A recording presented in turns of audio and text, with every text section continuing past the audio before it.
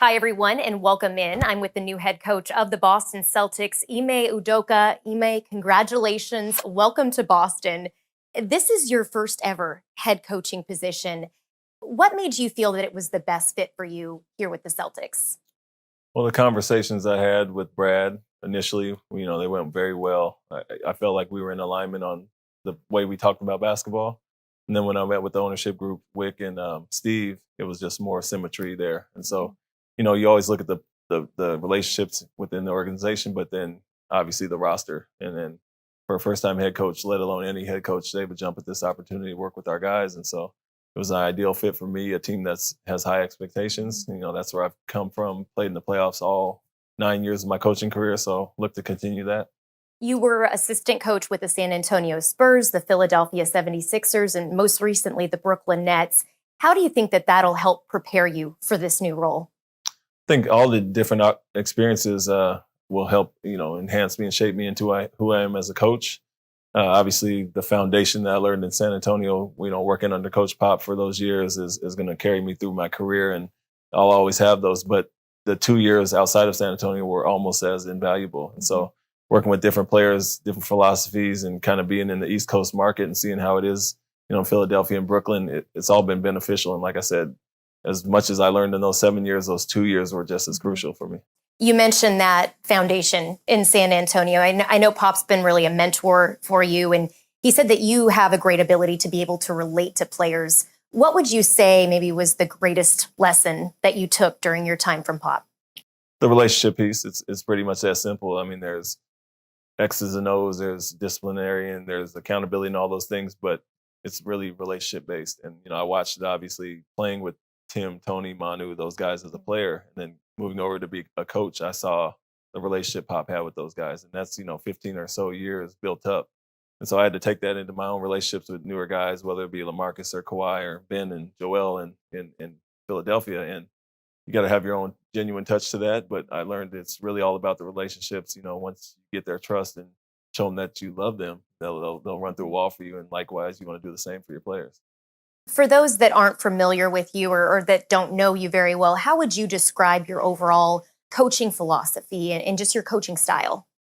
Yeah, first thing would be a hard-nosed physicality. You want teams to kind of emulate who you were to some extent as a player, and that's who I was. But if they don't have that, you want to help rub that off onto the players to some extent. And you take a team like Utah, it doesn't matter who the personnel was, you knew what they were going to be with Jerry Sloan. And so some of that is what I look for, but also, unselfish basketball, selfless players. And I was around one of the biggest with Tim, one of the greatest power forwards of all time, is probably the most selfless individual I've known, especially for a superstar Hall of Famer. And so you try to encourage guys to be that. And, obviously Jason, Jalen, and some of the young guys we have are foundational pieces. And so just help them grow, push them to be great and achieve their potential. And they're all asking for that. And I'll be happy to obviously be the next guy to push them in that direction.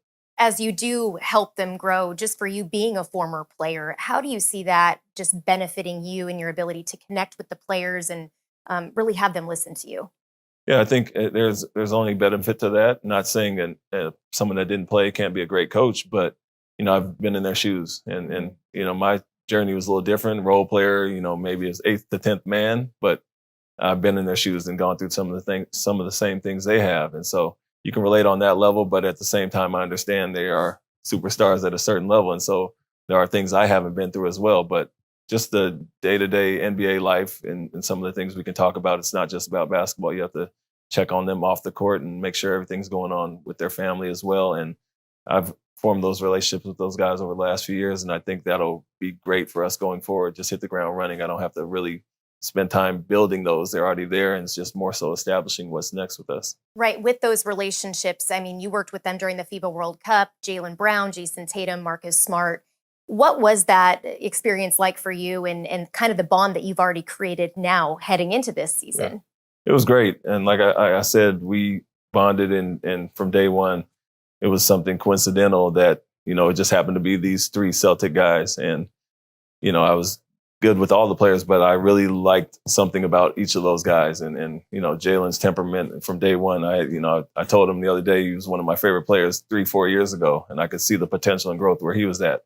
me, who I was as a player, is very similar to some of the things Marcus brings. And so I love his edge, his chip that he plays with. And I see how invaluable that is for a franchise. And then Jason, just seeing his growth, we kind of plugged him in to be, before he got injured last year, we plugged him in to probably be one of the top 3 guys with Donovan Mitchell and some others. And, unfortunately he got injured, but we saw it in practice from day one, his growth and potential. And so it's not surprising to see what he's done over the last few postseasons against us. And so, funny story, he thanked me for the Philly series. He said, thanks, you helped me get paid and, and blah, blah, blah. But like I said, I've seen it firsthand with Philadelphia and Brooklyn. And even though we won in Brooklyn this year, he had 50 in one of those games. And obviously it was a handful. So potential is crazy and he wants to be pushed, and I'll be happy to do so. Yeah. How do you balance that, though, coming in, pushing the guys and motivating them, but also being a coach that the players want to come to, and kind of balancing that?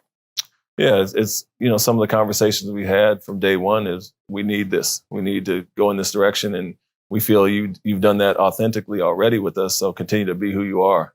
And then the balance is, I go back to off the court, trust, respect, and building these relationships with these guys. And so, the perception of what a head coach has to be, I kind of try to debunk some of those things. I'm going to be who I am. I was very hands-on as an assistant, and that'll not change as a head coach. So they'll probably see certain things where like, damn, I've never seen this from a head coach, but it is who I am. It's who I've been with them. And obviously delegate responsibility to your staff. But me forming those relationships is built off something that I'll continue to grow. Finally, before we let you go, another one of those relationships, Al Horford. I know you worked with him in Philly, and he even said during his presser, you guys have a great relationship. What do you think that, now being back with the Celtics, a veteran big, a versatile big in Horford can do for this Celtics team and really impact this group?